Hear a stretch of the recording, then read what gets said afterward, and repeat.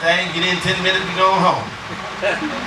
You know, you still need to touch a God on Father's Day. I'm sorry. I'm sorry. I know we can't waste it on just us all day.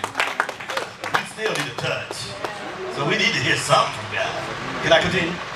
Okay. The third thing is provision comes from Him. Provision comes from Him. Tell your neighbor, provision comes from Him. The situation in Matthew 7, 11 through 12, He talks about you being evil, know how to give good things to your father. I mean, your children. How should not your heavenly Father give good things to you? So I don't have a sin consciousness anymore. So when bad things happen to me, I don't indirectly or subliminally blame Him. Because He said, if you being evil know how to give good things, He's basically saying, Moffett translation, how much more should I give good things? So I'm not looking at the bad things. I'm looking at the good things. Bad things happen to everybody. That's why He says the rain comes upon the just and the unjust. He makes the sun to shine upon the righteous and the unrighteous. He's letting you know these things happen. Good things, bad things happen to good people.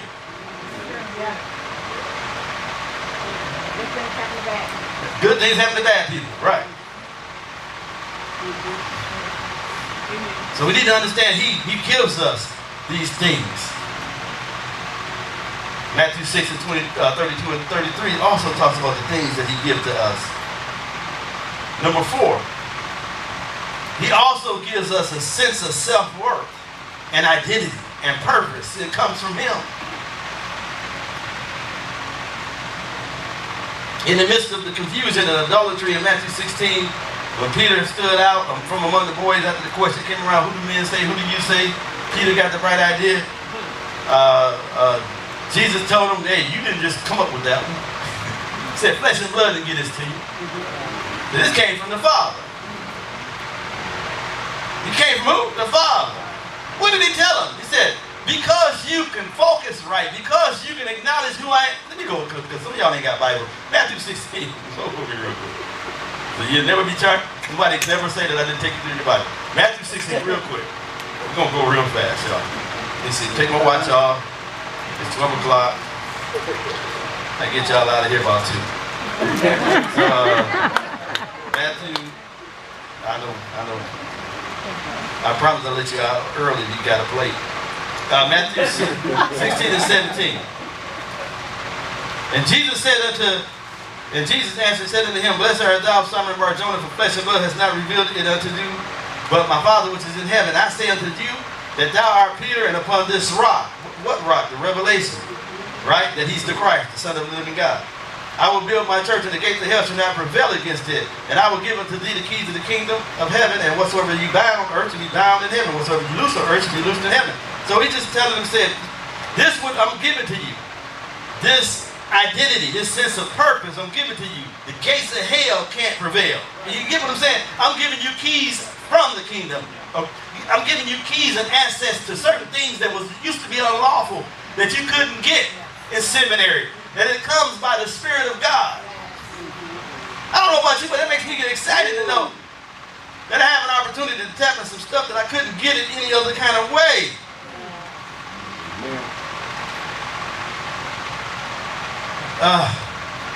That's some good stuff. Go to Romans 8:15. Hold on, Apostle. You trying to tell me that my identity, sense of identity and self-worth comes from God? Yes. That's why we afflict our body. That's why we put things into our body that are not correct.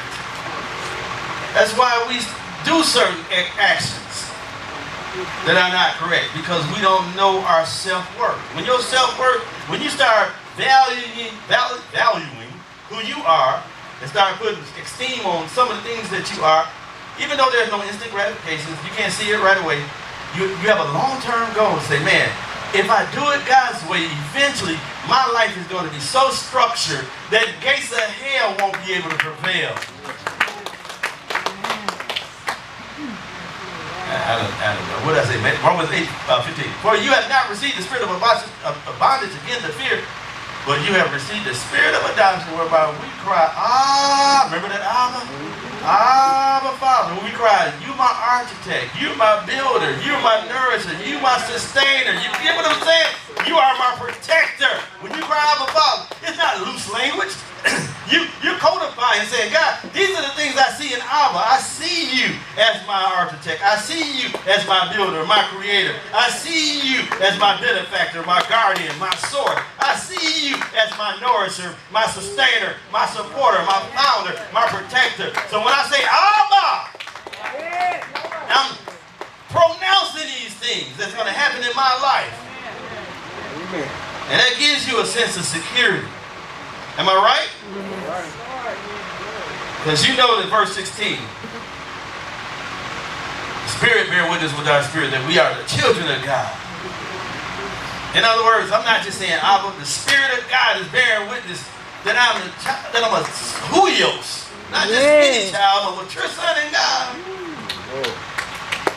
That's what should be happening. Has there been have God witnessed anything in your heart lately? Why is it that the devil, who's a chump with a microphone, has a greater voice than God? He can tell us who we're not at an instant. But when God tells us who we are and what we need to do and who we should be, we second guess it. Come on, y'all. Am I right? Most folks sit around saying, that's too good to be true. Well, the good news is too good to be true. Here always. He didn't leave it up to you to determine how his goodness should be administrated. He's just good. So you can do crazy stuff and still get away with it for a period of time. There is a chastening too, by the way, and a discipline of the Lord. You can do it for a good period of time. But eventually you try to figure out, well, why I don't want to go to church no more? Why am I so weary when Wednesdays come? Why do I got all these excuses? See, we don't know how to put language to that stuff. That stuff, it just don't come up out of nowhere. It is a heart issue. And sometimes in our heart we get weary and well-doing. And then that voice starts being magnified and amplified. We try to figure out. But we have not received the spirit of bondage. We received the spirit of adoption. Adopting what? Man, I got an adoption taking place in my spirit. The Spirit bearing witness with my spirit that I can move forward in this thing. The Spirit is bearing witness with my spirit that I can prophesy. I can pray. I can preach. I can lay hands on the sick. I can do the things of the ministry. I'm a kingdom man. I'm a kingdom woman. I refuse to not sow and support a ministry. I refuse to stay at home when I can get up out of bed and do other things that I want to do when I want to do it. He is the potter, and I am the clay. I got 3 more, y'all. I'm gonna hurry up. I'm just abbreviating all of them, but we're gonna hurry up. And then Galatians talks about he has an appointed time for our promotion. Remember, we're under stuff until Father decides. You have to read it, I ain't got time. In Galatians 4, verses 1 through 7, he talks about it. We're no longer servants or slaves. You know, most of the churches, we just get so excited. We say, well, I'm a servant of the Lord. Then they put a song out to help us out and raise it up a little bit. We're friend of God. Remember the song not too long ago? I can't sing it. Let me pick my pen up. I ain't gonna try it. But this it suffices us to know. It's a little bit, it's a little bit of detraction with it because it's not really, it's clever but not clear. We're not slaves, according to Galatians 4, 1 through 7. We're not slaves, and we're not slaves, and we're not servants. In the New Testament, we're sons. Yes.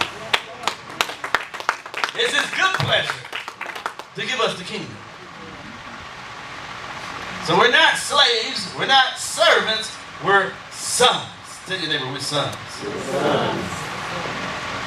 Was that number 4? 5? Yeah, 5. So we need to understand it. The 6th thing is we need to know that he chastens us for his own good. And if, y'all don't like that word, no? It says it's not joyous at the present time in Hebrews 12. It's not joyous, the stuff that he put us through.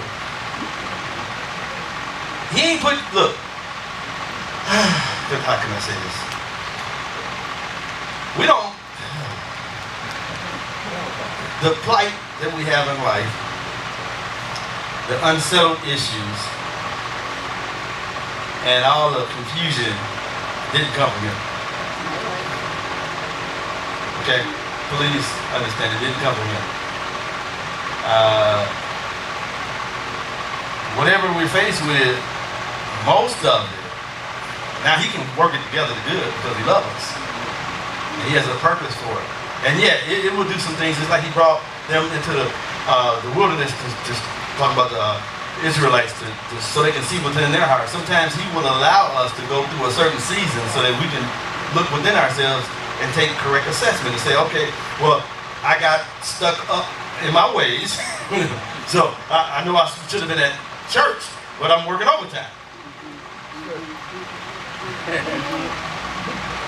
And so we get ourselves in situations and we don't understand, or for instance, you know, I worked 20 years, so I deserve this. Then we find out what we thought we deserved is no longer a deserve, a sensible. Now it's serving us notice that it was out of time or it wasn't right. See, so these thoughts that come up, I'm trying not to put people's business out there because if I can say it the correct way, you know, but I'm just saying, okay, that we can't say God got us in certain situations. You know, we can't say, well, you know, we start crying and whipping out and saying, God, you put me in this way.